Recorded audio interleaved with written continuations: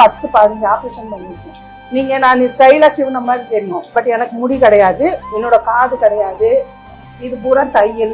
இது ஃபுல்லா கட் பண்ணி தான் எனக்கு ஒரு கல்ப் பண்ணிட்டாங்க. இவ்வளவு துணி ஜாக்கெட் தச்சு போட்டுட்டு முக்காடு போட்டு தான் போனேன். டாக்டர் என்ன பண்ணாங்க, அப்படியே எடுத்து தூக்கி எறிஞ்சாங்க.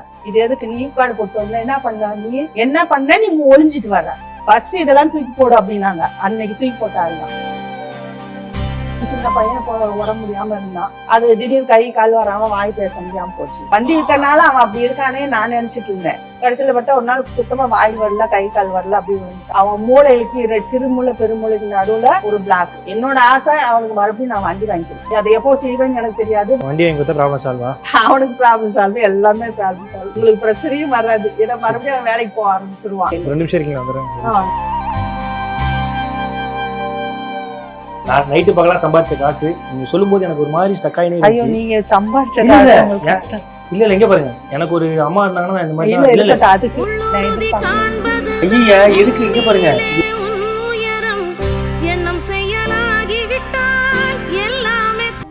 நான் ஸ்டைலா சிவன மாதிரி தெரியும், பட் எனக்கு முடி கிடையாது, போன் பெரிய ஆப்ரேஷன் பண்ணிருக்கு, என்னோட காது கிடையாது, இது பூரா தையல். நீங்க பாத்தீங்கன்னா என்ன தையல் ஃபுல்லாமே இந்த நெக், இந்த ஜாயிண்ட் இங்க இருந்துது, இது ஃபுல்லா கட் பண்ணி தான் எனக்கு ஒரு கல்ப் பண்ணிட்டாங்க.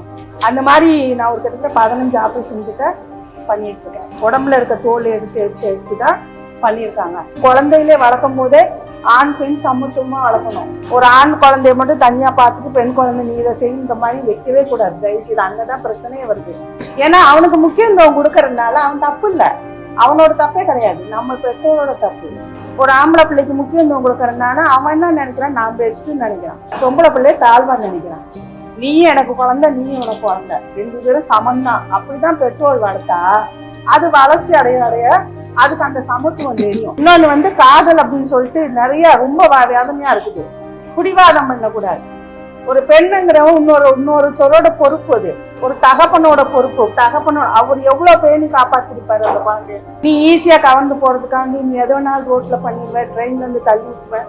இதெல்லாம் நடக்கும்போது ரொம்ப வேதனையா இருக்கு. ஏன்னா நான் பாதிக்கப்பட்டதுனால எனக்கு அந்த பாதிப்பு தெரியும், கஷ்டமா இருக்கு. நான் எங்க போய் சொல்லுவேன், போதை பொருளுக்கு அடிமை அந்த மாதிரி எல்லாம் இதனால அப்படி ஆயிடுச்சு. இந்த மாசத்துல ஒரு குழந்தைய இந்த மாதிரி பண்ணது, இதெல்லாம் நம்ம பத்திரிக்கையில பார்க்கும்போது வகுதேறியுது. ஒரு தாயா இருக்கும், எனக்கு ஒரு பேட்டி இருக்கு, இதெல்லாம் நினைச்சு வேதனையா இருக்கு. இப்ப வெளியில நம்ம நடமாடுறதா அப்படிங்கிற ஒரு பயம் இருக்கும். அந்த அளவுக்கு வர விட மாட்டாங்கன்னு வேற விஷயம். இருந்தாலும் எல்லா பெற்றோருக்குமே அந்த பயம் வரும். அது ஆணா இருந்தாலும் பெண்ணா இருந்தாலும் நம்ம பிள்ளை அப்படிங்கிறது ஒரு பயம் வரும். எனக்காண்டி நான் கோர்ட்டுக்கு 14 வருஷம் நானே தான் அலைஞ்சேன். அது கோர்ட்டு எனக்கு தோத்துருச்சு, அது வேற விஷயம்.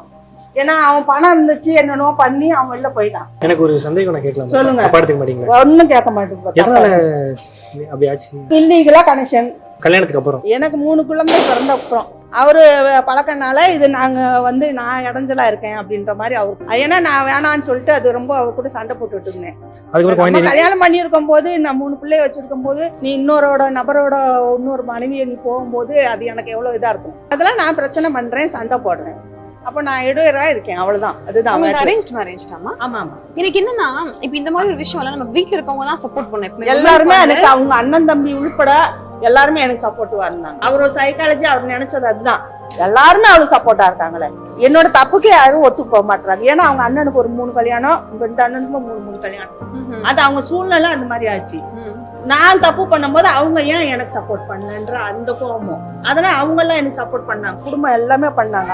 அதனாலதான் எங்க அம்மா என்னை வச்சு பாத்துக்கிட்டாங்க. எனக்கு உங்ககிட்ட பாக்கும்போது ராஜபுரி ஒரு விஷயம், வீட்டுல இருக்கவங்க சப்போர்ட்டா இருந்தாதான் ஒருத்தவங்க சாதிக்க முடியும். என்ன இருந்தாலும் இப்ப நான் வெளில போய் ஒர்க் பண்றவங்க வெளில ஒர்க் பண்றாங்கன்னா ஓகே, வீட்டுக்கு போனா நமக்கு ஒரு சப்போர்ட் இருக்குன்ற அந்த ஒரு தைரியம் தான். பட் வீட்டுல இருக்கவங்க ஹஸ்பண்டே இந்த மாதிரி பண்ணதுக்கு அப்புறம் அதுல இருந்து நீங்க வெளியே இப்போ நிறைய பேர் நீங்க தைரியம் சொல்றீங்கல்ல, அந்த கான்பிடன்ஸ் உங்களுக்கு அதுதான் பாதிக்கப்பட்ட நம்ம பாதிக்கப்பட்டிருக்கோம் அப்படிங்கறதா. நான் இன்னும் எனக்கு எதிரியே யாரும் இல்ல.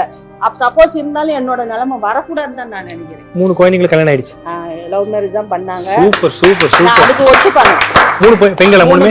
ஏன்னு கேட்டீங்கன்னா என்னோட ஹஸ்பண்ட் லெவல்ல அவங்க எப்படி இருந்தாலும் நம்ம காலில் விழுகணும், பிள்ளைகளை கல்யாணம் பண்ணோம்னாங்க. நான் அதுக்கு இடம் கொடுக்கவே இல்லை.